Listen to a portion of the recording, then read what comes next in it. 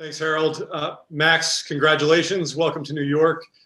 I was just wondering if you could kind of take us through the decision-making process from your point of view. Obviously, the historic nature of the contract was a driving factor, but Billy, Steve just talked about the competitive nature that you have.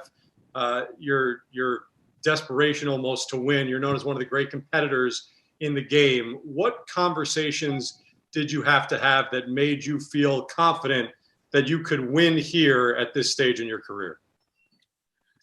Yeah, I think there's several factors that went into my decision here.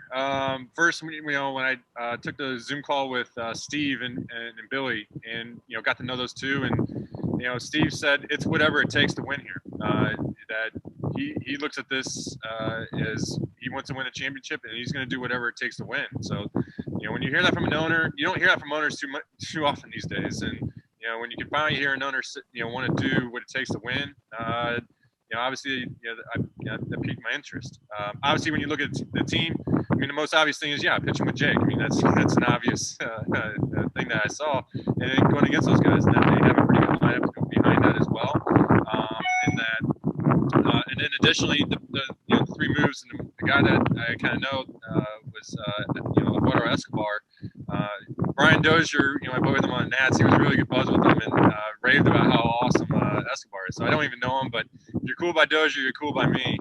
And then honestly, one of the biggest things in this whole calculus of trying to make a decision here was that I live in Jupiter, Florida, and that being able to stay at home and keep my girls are now going to be in school.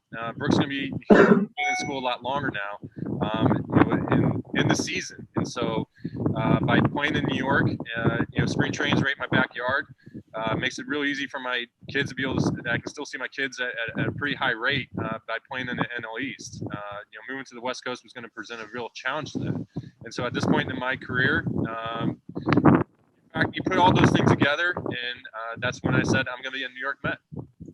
A couple of questions. Number one, was there any overtures or any offer from the Dodgers for you to remain out in LA? And getting back to what you were saying about going over capacity, did Game 5 of the NLDS, closing that game, put you out over there, or was it a composite overtime that started at the end of the season? How I reflect upon the Game 5 and how I was used, and my conversations with Doc and Friedman, that I had done that in 2019 in the World Series run. And I pitched a wild card game, had made a relief appearance, made a couple more starts, and was able to do that. I thought I was in the same position to be able to do that here in 2021. I just thought, reflecting upon that, in Washington, I was asked to pitch on the 5-day and pitch 100, 110 pitches consistently. I was stepped on all the time, and I loved it. I was built up to a much higher kind of work capacity in DC. So when I got asked to do that, I felt like my arm could respond to that. And rightfully so with the Dodgers, there was major concern to protect Walker and Julio's innings. And I 100% support that. We made decisions to give extra days out on a consistent basis and watch our pitch counts for the postseason. I just feel like that lowered my work capacity so that when I tried to do the 2019 formula of being able to pitch out of the pen, my arm wasn't able to respond to that because I came from a lower pitch count, per se. And so that's why I didn't get hurt. That's why I didn't hurt myself.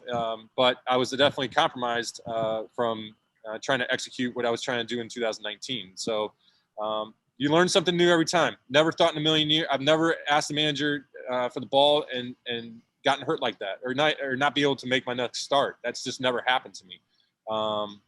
In all of my years of pitching, you can ask all my managers. If I tell you I can go, I can go. This was the first time I ran into something like that where I really thought I could do something and it didn't show up. And so, that's where I went. It took me a while to search through that. Like, what happened? What was the difference? Why was I not able to execute the 2019 postseason plan? And that's what I came to. What about the Dodgers? And what? Did the Dodgers make you an offer, or what happened with that? Yeah, today's about the New York Mets. Today's not about the Dodgers. At some other point in time we can talk about that, but today's about the New York Mets fans.